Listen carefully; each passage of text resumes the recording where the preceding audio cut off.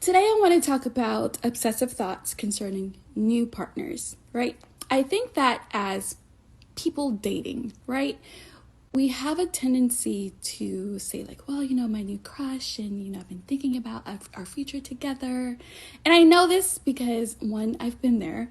Two, my clients and I talk about this every single day, right? Fantasizing about a new partner. We think about their potential. We think about a future together.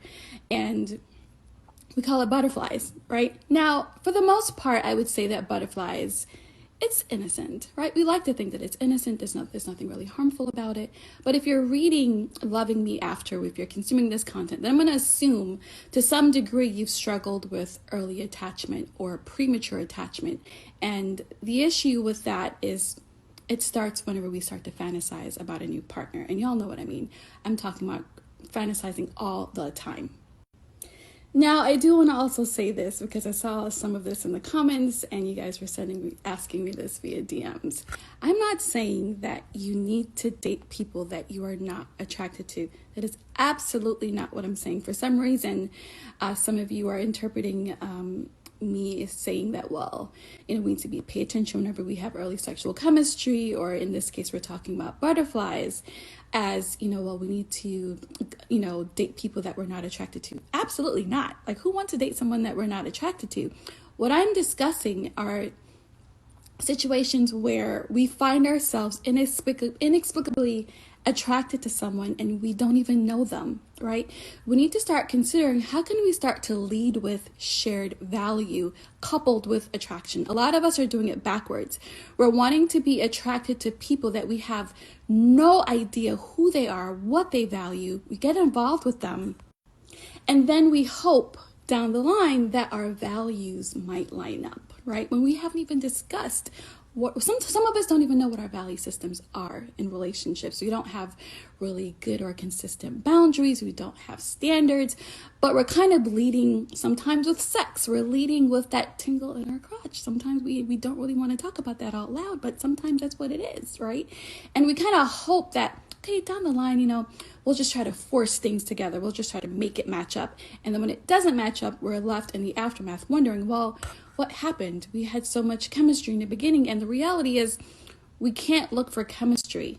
We can't look for butterflies. What we want to look for is connection. And connection does take some time to build because we want to get to know someone. We want to make sure, again, that we start off with understanding whether or not we have a shared value system, because that's important.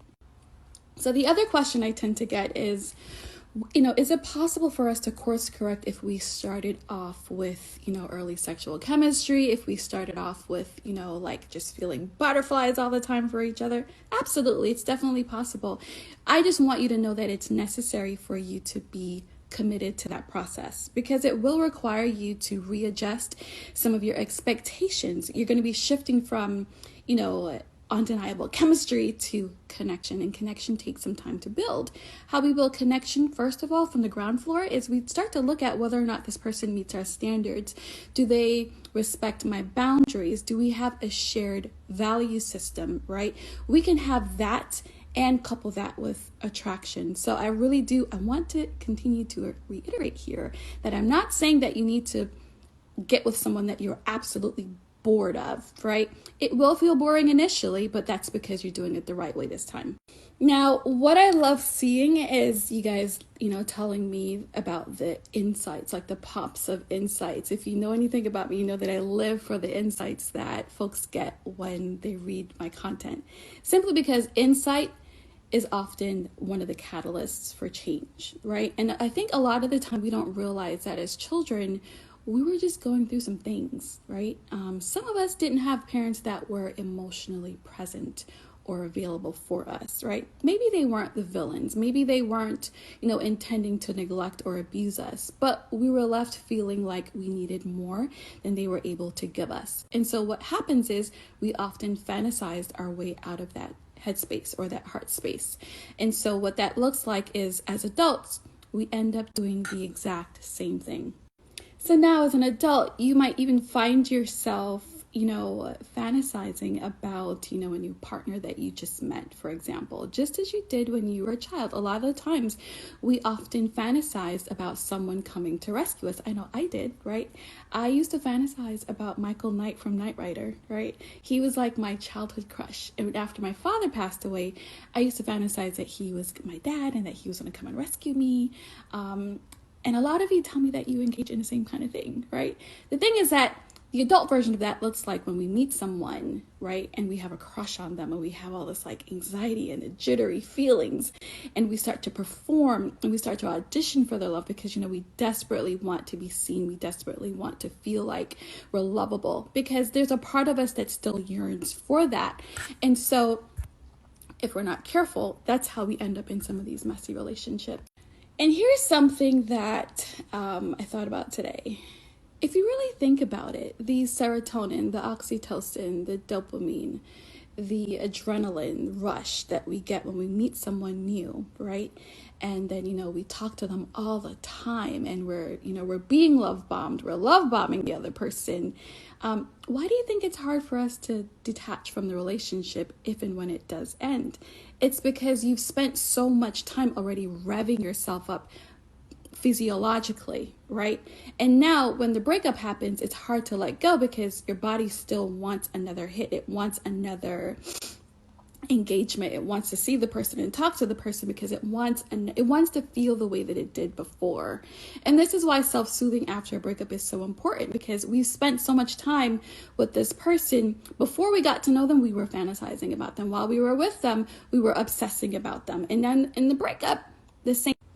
So it's really after a breakup happens that's when we realize that, oh my gosh, I'm embroiled in a trauma bond, right? And this is what makes it really difficult to break one, simply because we've spent so much time obsessing and attaching ourselves to this person based on early attachment wounds that have gone unresolved. And here's a key to help you know whether or not you're really attached to doing this, meaning, obsessing and fantasizing about, your crushes, new partners, and even your current partner. If you are struggling with the idea of no longer using fantasy in your relationships, that's a telltale sign that you're probably feeling, for lack of a better term, addicted to this process that you're engaged in, right? Because it's helping you to avoid certain uncomfortable feelings, just like you did in childhood, here in adulthood, right? Ask yourself, what's going on right now in my life? What is it that I'm trying to avoid? Right? Because is it that you're worried about not being chosen? Are you worried about, not feeling lovable?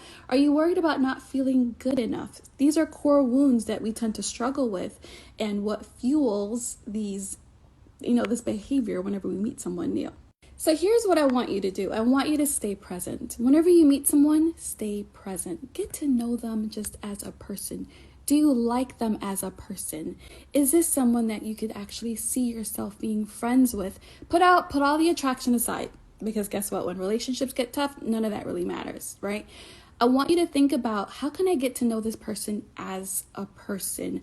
How can I find out about our shared values? How can I find out about, whether or not, how can I determine if they meet my standards? Do I have standards? Or what are my boundaries? Do they respect my boundaries? Those are the 3 things that I want you to start focusing on when you meet someone new.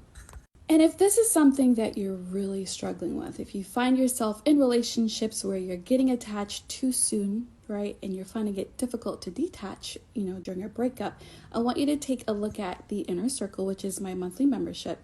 Within the Inner Circle, we release monthly master classes all the time. So earlier this year, we did a master class on obsessive thoughts about our partners and exes. And it's by far the most popular master class inside the membership.